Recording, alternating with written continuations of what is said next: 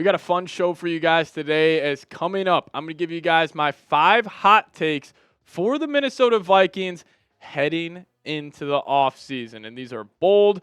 These are not saying what I think is going to happen, what I want to happen, but I just wanted to go over 5 hot takes that I had for all of you guys heading into this offseason. They got a lot of money to spend in free agency, a lot of holes to fill on this roster, and Kwesi could go a number of different directions in terms of what positions he's going to target in free agency and then what position he's going to target in the NFL draft. But before we do so, some chat sports news for you guys here. So we had a Commanders video the other day get over 2.8 thousand subscribers on just one video.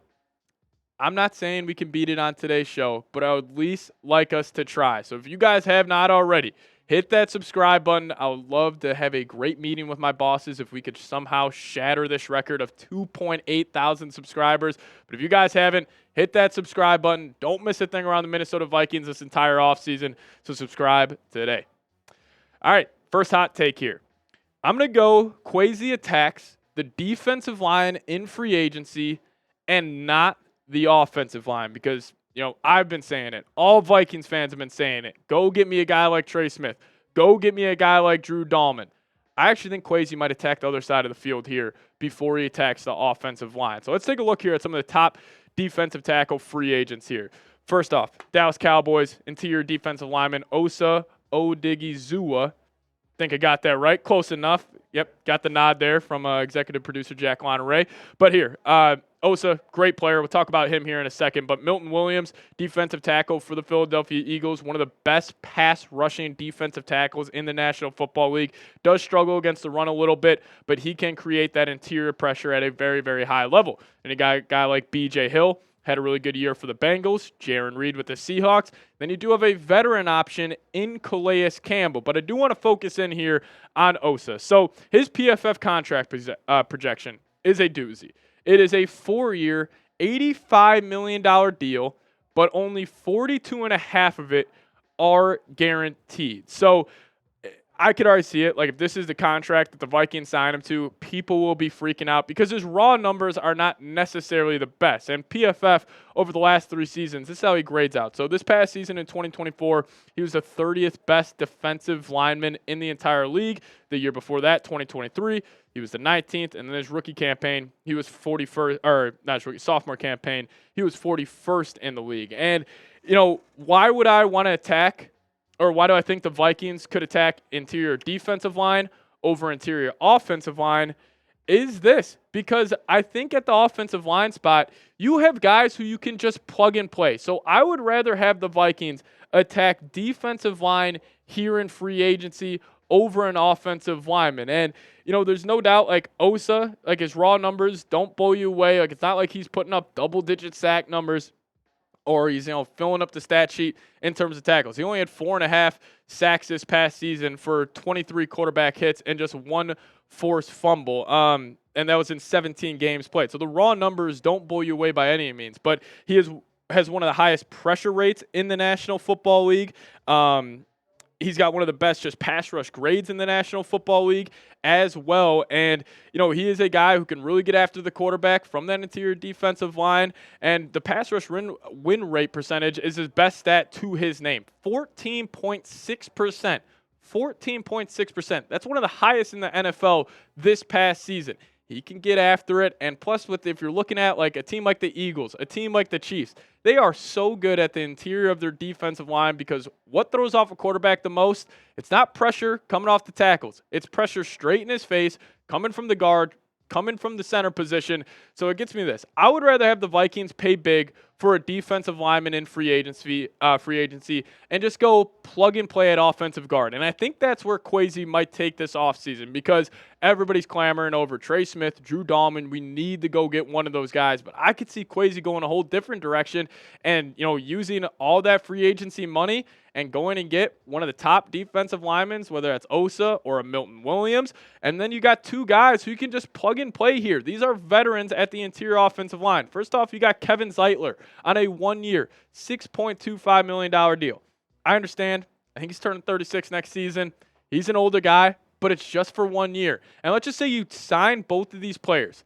Only takes up, probably on the cap, probably create a void year here, or probably combined from each of these guys. They're on the books for like $8 million. Then you keep Bradbury. I understand it's not a permanent fix at the offensive line, but you could also then re-sign Dalton Risner, have him rotate in with these two guys. So I just really have a strong feeling here that, and I know Vikings fans would get upset, that it may not be a guy like Trey Smith or a Will Fries. I could see them going plug and play at offensive line than targeting defensive line big time. But number 2 for me, I'm going to go Darnold. He gets $40+ million in free agency.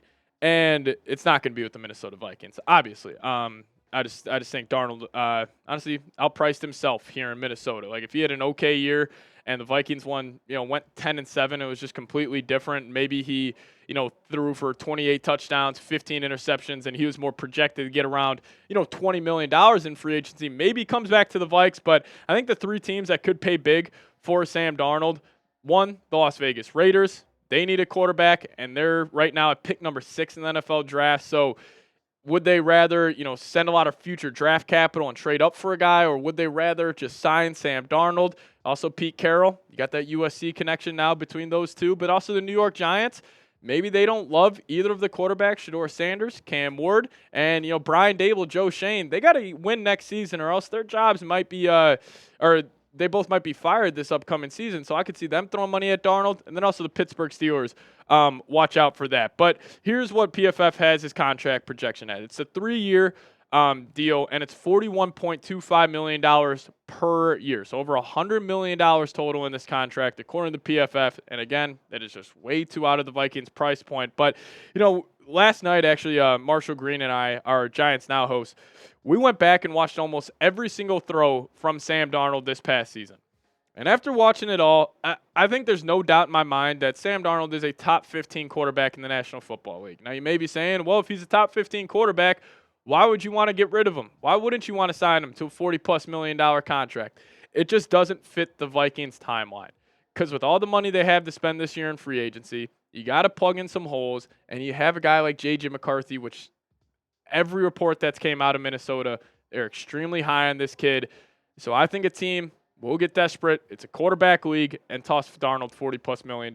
But number 3, a fun one for you guys. I know we're all talking, or we all love talking running backs here on the show, but I got the Vikings. I think there's a chance they draft 2 running backs this season. Now, in this situation, it would be you do let Aaron Jones walk in free agency. You don't give him that, $14 million $14 million total 2-year deal, and you go potentially target one of these 10 running backs. So if it is the Vikings drafting 2 running backs, I don't think it would be Ashton Jeanty, and honestly, I don't think Jeanty's going to fall to him at pick number 24. I think Hampton will be a top 2-round pick. LaQuint Allen, Dylan Sampson is a burner from Tennessee. He might run a 4.35 40. But you got Quinshon Judkins. But I mainly want to look at the second page here because I could see the Vikings taking 2 of these guys.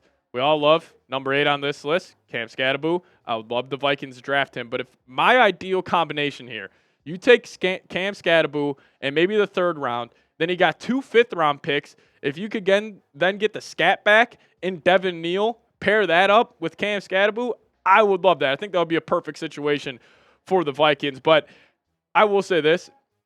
If Kwesi doesn't draft at least 1 running back this year, I think it would be a massive mistake because clearly running backs, their value, it's going up in the NFL after this last free agency period.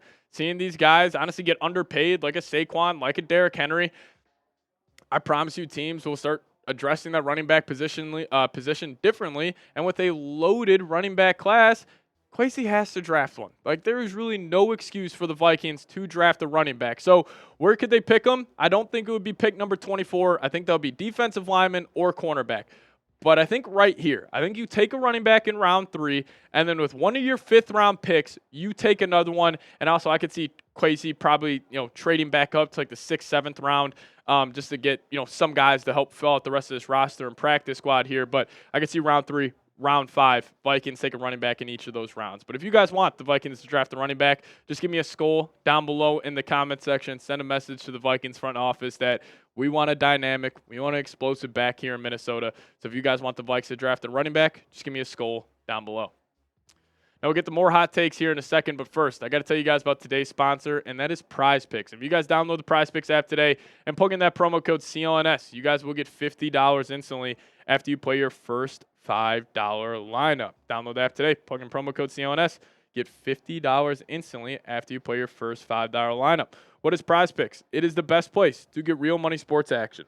With over 10 million members and billions of dollars in award winnings, PrizePicks has made daily fantasy sports accessible to all. You just pick more or less on at least 2 players, and you guys have a shot to win up to 1,000 times your cash. Run your game all season long on PrizePicks. Now, they actually got a sweet deal for you guys for the big game 2 Sundays from now, where just one Patrick Mahomes passing yard will get you 1 win on PrizePicks. So take advantage of this deal.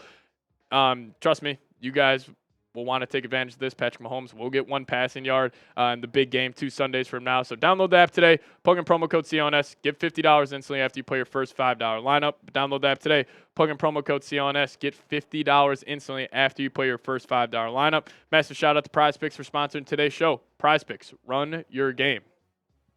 I'm excited to talk about this one. Number 4, I decided to go, we are going to get a Jordan Addison trade rumor. And I'm not saying it's like the Vikings, we're going to get a report the Vikings are looking to trade Jordan Addison. No, I think there will be somebody else where it's like teams are calling about Jordan Addison this offseason, because I think just, schematically, we are going to see a big change in this Vikings offense, because, I think this past season, we saw the Vikings go air raid attack with Sam Darnold, where they were throwing the ball all over the lot. And I'm not saying JJ can't do that, but where is JJ at his best? When he has a run game, when he can set up the play action, and then you let him cook on 3rd down. So I think schematically, we will see a massive change to the offense to help support JJ McCarthy. Well, how can you also do that? Maybe you trade a guy like Addison. Where you going? Get a couple more draft picks. You attack that interior offensive line just a little bit. And plus, with how good the Vikings are at developing wide receivers, they could find another wide receiver too. So I'm not saying that the Vikings will obviously do this. I don't even think they would consider it this offseason. I don't think I would even consider it this offseason, but that's my hot take, that we will get a report on an Addison trade rumor. But, his contract, obviously still on his rookie deal here. Vikings could extend him this offseason. I don't think it will, come, but $3.7 million for 2025, $4.37 in 26. I mean, that's a steal of a deal from one of the better wide receivers in the National Football League. So, listen, the only way I'm considering a Jordan Addison trade is if it is a hefty trade package. Like, I'm talking a first and a second. That's the only way I'll consider trading Jordan Addison. But, if you're just looking at the future, like, are we cool with the Vikings obviously paying Jefferson $35 million a year? Then Addison's probably going to demand at least $25 million a year. You want to put almost $55, $60 million into the wide receiver position? I don't know. So that's a little hot take for you guys at Addison.